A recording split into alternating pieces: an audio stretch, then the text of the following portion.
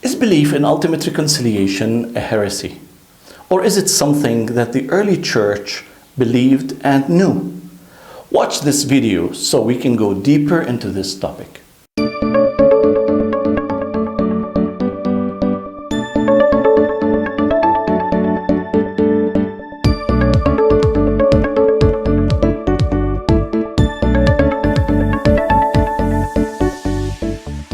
Once again, we continue our study in ultimate reconciliation.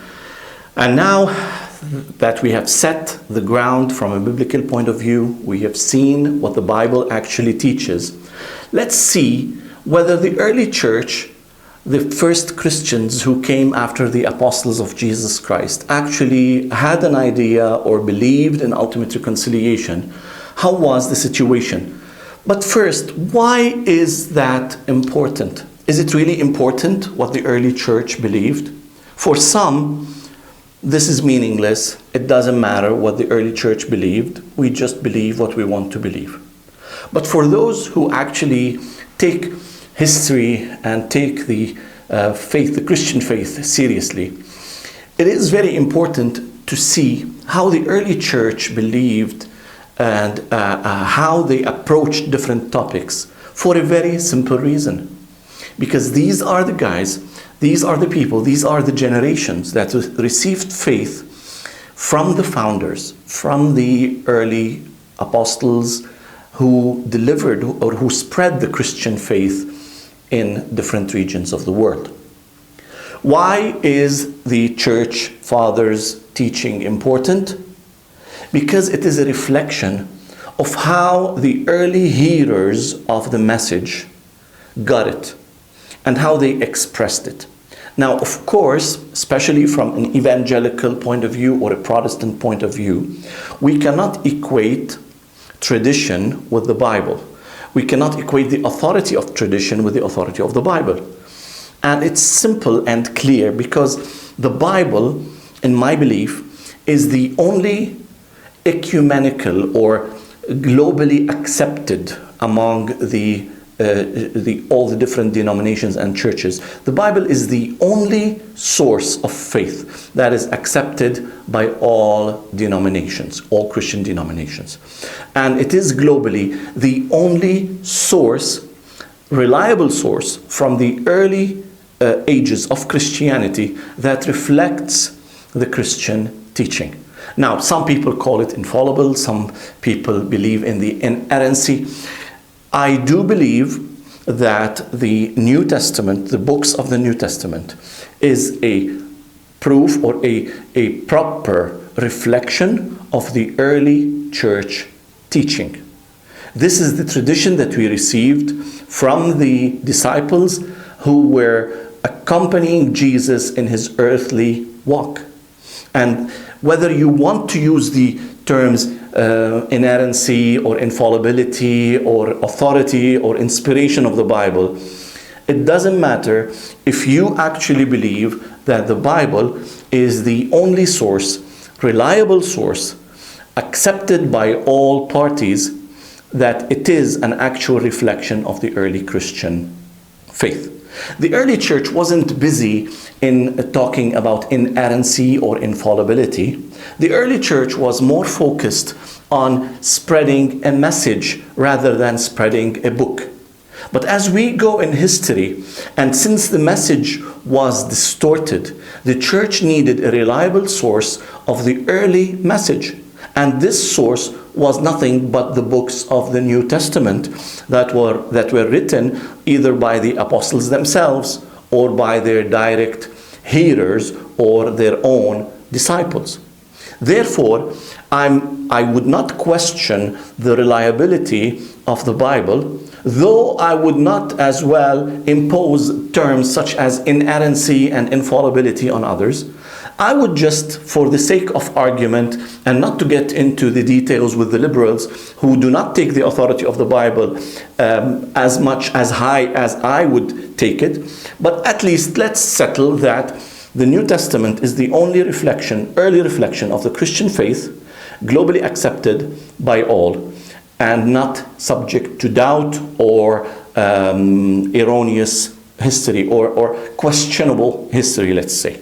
Especially that the New Testament has a very high copying reliability due to the huge number of manuscripts in different languages and translations, definitely, of early languages, whether it is the Greek, the original language, or the different archaic languages that were spread in the area in the Middle East, such as Coptic, Arabic, Georgian, Armenian, and even if you go a little bit west, the Latin and other languages that were talked in the different, especially when we talk about the area where I live, the Syriac or the Latin or the Aramaic language, which was very common and which was spoken by Jesus himself.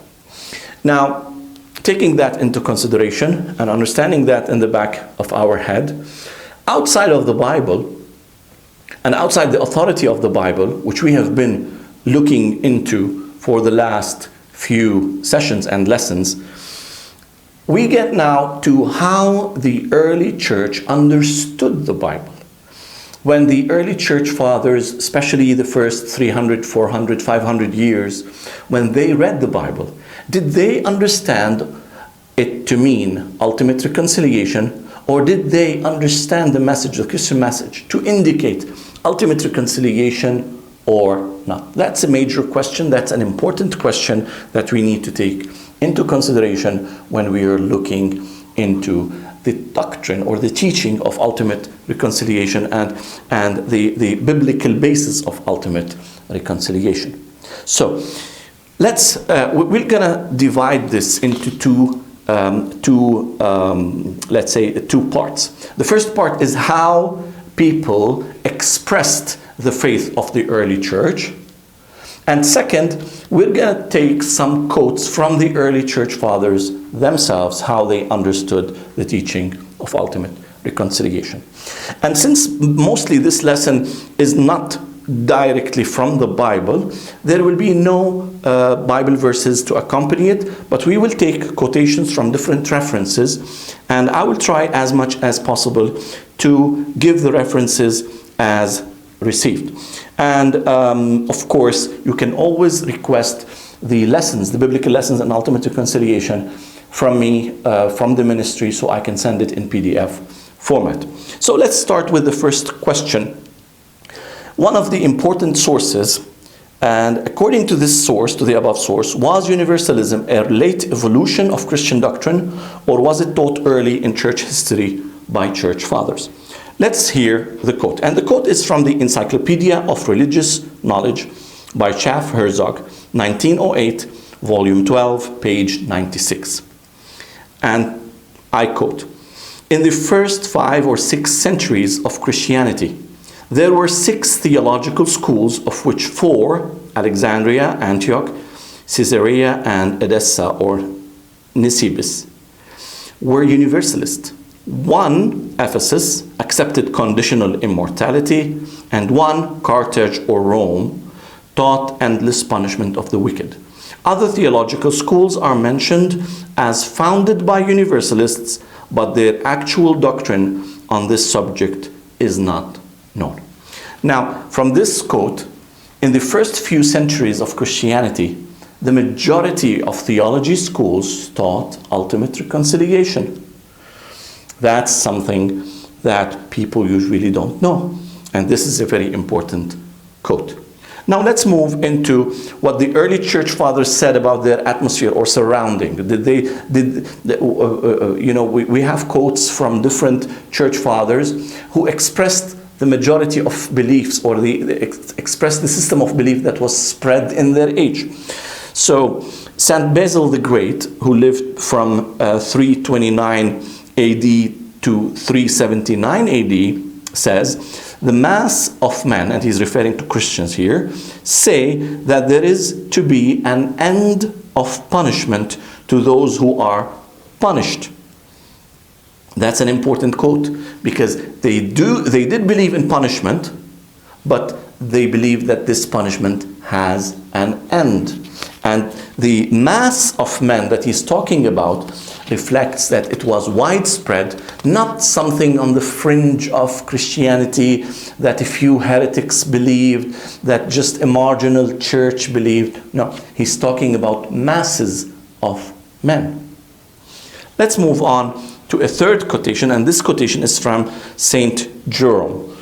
Jerome, who lived years 342 AD to 420 AD, says, "I know that most persons understand by the story of Nineveh and its king the ultimate forgiveness of the devil and all rational creatures."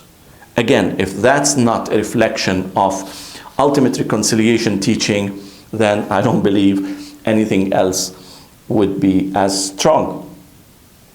So this is how the early church reflected the faith of the majority of people. Even Augustine, who was one of the advocates of literal hell and of the doctrine of eternal conscious torment, when he was talking about the dominant faith in his age, he expresses this. Augustine, who lived in 354 AD to 430 AD, he says, there are very many,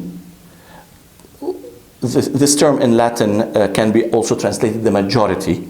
So there are the majority, or the very many, who, though not denying the Holy Scriptures, do not believe in endless torment. You see? So there were conservative people who actually believed the Scriptures and believed in ultimate reconciliation, and that they did not endorse endless torment. So again, once again, these are quotes that are important to reflect what the early church believed. Now, Geisler, the church historian, says the following. He says, the belief in the inalienable capability of improvement in all rational beings and the limited duration of future punishment was so general, even in the West and among the opponents of Origen, that it seems entirely independent of his system. Now, what Geisler here is saying is that Origen, the church father and the church teacher, who ultimately spread the doctrine of apokatastasis, or the restoration of all things, which is now called universalism or ultimate reconciliation, was not the only one who was spreading the teaching. Even his opponents, who did not endorse all his system of belief, opponents within the church, because there was some back and forth, and there were some doctrinal challenges of Origen's faith. Still, he says that even those who did not endorse Origen's faith, among his opponents, it was very much a general teaching, even in the West, that the future punishment is limited in its duration. That again proves that in the early church it was very common and very spread that the ultimate reconciliation is there, and that the punishment of sin is limited in its time and its duration. You see here, it's very important to realize and to understand one thing. The early church did believe in judgment. That is universal. So to those who believe that God will not judge anyone and that God will not hold anybody responsible for their action, it's a false teaching. There will be punishment. People will be held responsible for their actions taken in free will, which is the Christian original teaching. The original church did not believe in predestination, let's say in ultimate absolute predestination. The early church believed in freedom of will and freedom of choice, even if it is limited to this age and to this to the human life before death. That's why in the chain of thought, free will was there. A person was responsible for his action, and thus they will be held responsible through a certain punishment. Now, the punishment, as I always say, is not eternal conscious torment, but rather a limited duration punishment equal to the crime or the sin or the guilt that a person committed, and measured if you've been following my channel, you would know that I've taught this many times, and it's biblical. It's based on biblical truths, biblical quotations, biblical verses, and logical as well.